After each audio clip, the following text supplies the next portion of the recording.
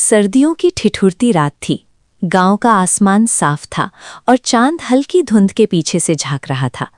पूरे दिन खेतों में काम करने के बाद गांव वाले अपने अपने घरों की छत पर बिस्तर बिछाने लगे।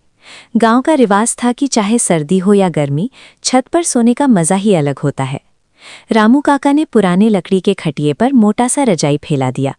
पास में ही उनका पोता चिंटू चुपके से आसमान की तरफ देख रहा था। दादा, इतने ठंड में कोई छत पर कैसे सो सकता है? वो कांपते हुए बोला। रामू काका मुस्कुराए। अरे पगले, यही तो मज़ा है।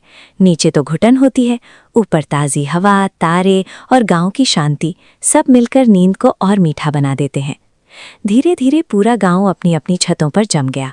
कहीं रजाइयों की सरसराहट थी, कहीं लकड़ियों की आंच अभी भी धीमी चल रही थी। दूर कहीं से कुत्तों के भौंकने की आवाज़ आ रही थी और पास की नदी से हल्की सी नमी उठती महसूस हो रही थी।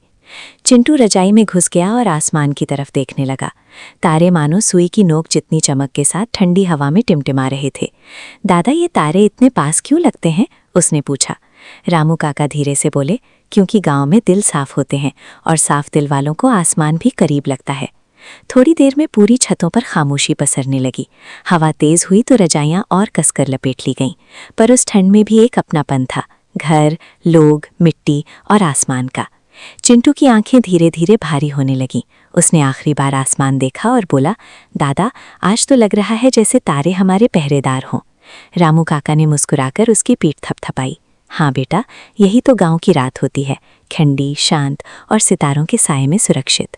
और सचमुच उस रात पूरा गांव सर्द हवाओं में भी गर्म नींद में डूब गया, खुले आसमान के नीचे, अपनी ही दुनिया में, अपने ही सपनों के साथ।